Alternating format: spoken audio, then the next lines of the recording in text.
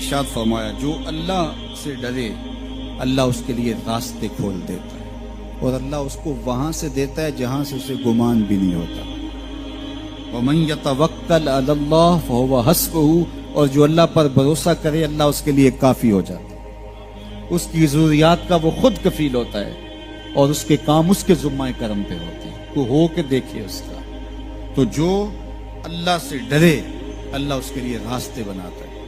حضرت عوف بن مالک رضی اللہ تعالی عنہ الاشجعی حضور کی خدمت میں حاضر ہوئے اور عرض گزار ہوئے کہ میرا بیٹا سالم مشرکین کی قید میں ہے اور میں فاقوں کی حالت میں ہوں.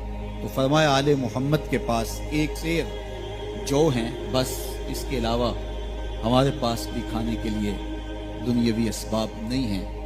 کہا صبر کرو اور اللہ سے ڈرو اور لا حول ولا قوت الا باللہ کثرت کے ساتھ پڑھو.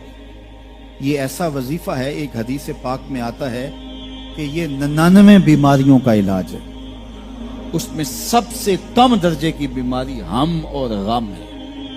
یہ دکھوں کا مداوع ہے، مشکلات کا علاج ہے، اور یہ وظیفہ میرے حضور نے بتایا.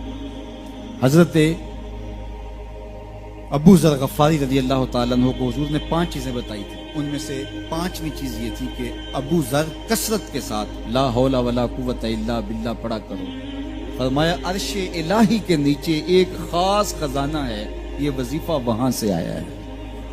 یہ زندگی میں معمول بنا لو. جب پھنس جاؤ، مشکلات میں آ جاؤ تو لا حول ولا قوت الا باللہ پڑھو، اللہ راستے کھولے گا. تو حضور نے 3 چیزیں فرمائی: اللہ سے ڈرو، صبر کرو اور کثرت کے ساتھ لا حول ولا قوت الا باللہ پڑھو. وہ فرماتے ہیں کہ میں یہ عمل شروع کیا، ابھی گھر میں بیٹھا ہی تھا کہ دروازے پہ دستک ہوئی. تو میں اٹھا کہ دروازہ کھولوں دیکھوں کہ کون ہے.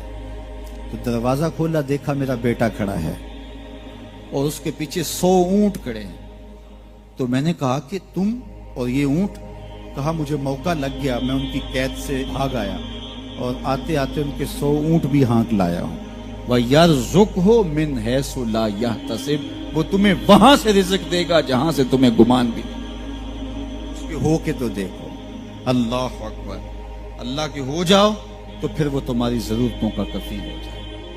فرمایا حضرت عبداللہ ابن مسعود رضی اللہ تعالیٰ عنہ نے کہ کسی شخص کو فقر و فاقہ آ جائے تو وہ لوگوں کو بتائے کہ میں آج کل بڑے مشکل حالات میں ہوں، ہر وقت لوگوں کو بتاتا رہے تو اس کی مشکل بڑھے گی، اس کی مشکلیں آسان نہیں ہوں گی اس طرح. اور اگر وہ اپنی اس مشکل کو کسی سے شیئر نہ کرے بلکہ مصلی بچھا کے اپنے رب سے کہے کہ مالک فقر و فاقہ آ گیا ہے اور اس کا علاج تیرے پاس ہے، اس مرض کا مداوع تیرے پاس ہے.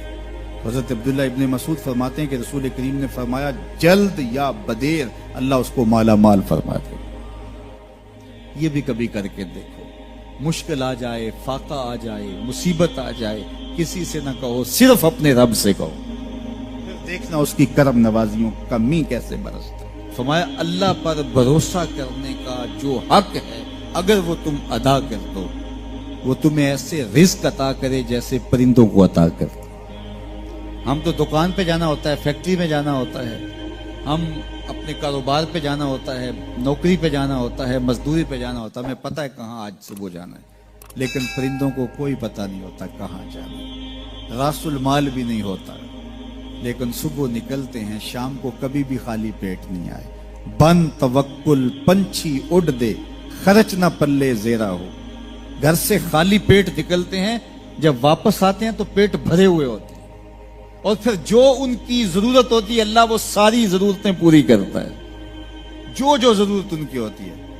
یہ شیر کتنا گوشت کھاتا ہے اللہ روز اسے دیتا ہے.